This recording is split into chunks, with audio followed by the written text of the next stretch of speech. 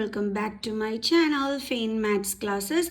So ഇന്നത്തെ ക്ലാസ്സിൽ നമ്മൾ പഠിക്കാൻ പോകുന്നത് 5th chapter square and square റൂട്ട്സിലെ എക്സസൈസ് 5.4 ക്വസ്റ്റ്യൻ നമ്പർ 6 ആണ് നമ്മൾ ഇന്നത്തെ ക്ലാസ്സിൽ ഡിസ്കസ് ചെയ്യുന്നത്. ഓക്കെ, അപ്പോൾ എൻ്റെ ചാനൽ കാണുന്നവർ സബ്സ്ക്രൈബ് ചെയ്യാനും ലൈക്ക് ചെയ്യാനും കമൻറ്റ് ചെയ്യാനും മാക്സിമം ഷെയർ ചെയ്ത് സപ്പോർട്ട് ചെയ്യാനും മറന്നു പോകരുത്.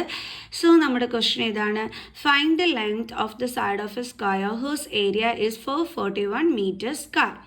അപ്പോൾ എന്താണ് നമ്മളെടുത്ത് പറഞ്ഞിരിക്കുന്നത്? ഒരു സ്ക്വയർ അല്ലേ, ഇതാണ് നമ്മുടെ സ്ക്വയർ. എന്നിട്ട് എന്താ പറഞ്ഞിരിക്കുന്നത്? ഇതിൻ്റെ ഏരിയ 441 മീറ്റർ സ്ക്വയർ എന്ന് തന്നിട്ടുണ്ട്. ഇതിൻ്റെ എന്ത് കണ്ടുപിടിക്കാനാണ് പറഞ്ഞിരിക്കുന്നത്? ഈ സൈഡിൻ്റെയൊക്കെ ലെങ്ത് കണ്ടുപിടിക്കാനാണ് നമ്മളെടുത്ത് പറഞ്ഞിരിക്കുന്നത്. എങ്ങനെ കണ്ടുപിടിക്കും? ഭയങ്കര ഈസിയാണ് കേട്ടോ. ഇങ്ങനെ ഒരു ക്വസ്റ്റ്യൻ കിട്ടിക്കഴിഞ്ഞാൽ നമുക്ക് ചെയ്യാനായിട്ട്. എങ്ങനെ കണ്ടുപിടിക്കുമെന്ന് ചോദിച്ചു കഴിഞ്ഞാൽ നമുക്ക് സ്ക്വയറിൻ്റെ ഏരിയ കണ്ടുപിടിക്കാനുള്ള ഫോർമുല അറിയാം. എന്താ നമ്മുടെ സ്ക്വയറിൻ്റെ ഏരിയ കണ്ടുപിടിക്കാനുള്ള ഫോർമുല എന്ന് പറയുന്നത്? Side into side. സോ അപ്പം ഈ ഒരു ഫോർമുല യൂസ് ചെയ്തിട്ടാണ് നമ്മളിവിടെ ചെയ്യാൻ പോണത്. ഓക്കെ, അപ്പോൾ നമുക്ക് എന്താണ് തന്നിരിക്കുന്നത്? ഇവിടെ ഏരിയ എന്ന് പറയുന്നത് 441 മീറ്റർ സ്ക്വയർ ആണ് തന്നിരിക്കുന്നത്. ഇനി മിസ് പറഞ്ഞു ഏരിയ കണ്ടുപിടിക്കാനുള്ള ഫോർമുല സൈഡ് ഇൻറ്റു സൈഡ് ആണെന്ന്. അപ്പോൾ നമുക്കൊരു കാര്യം ചെയ്യാം, ഏരിയയ്ക്ക് പകരം അതിൻ്റെ ഫോർമുല എടുത്ത് എഴുതാം. എന്താണ് ഫോർമുല? Side into side. അതാണ് എന്തെന്ന് തന്നിരിക്കുന്നത്?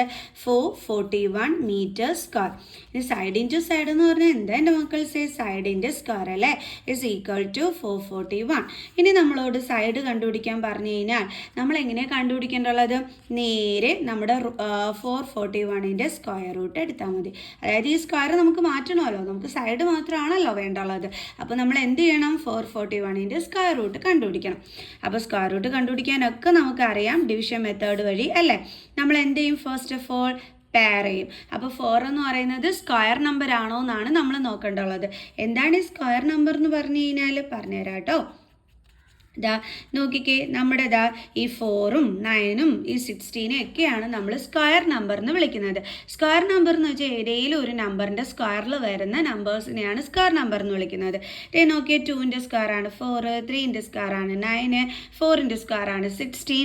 അപ്പോൾ ഈ 4ഉം 9ഉം 16ഉം ഒക്കെ എന്താണ്? സ്ക്വയർ നമ്പേഴ്സ് ആണ്. ഓക്കെ, അപ്പം നമ്മളിവിടെ നോക്കേണ്ടുള്ളത് 4 ഒരു സ്ക്വയർ നമ്പർ ആണോ എന്നാണ്.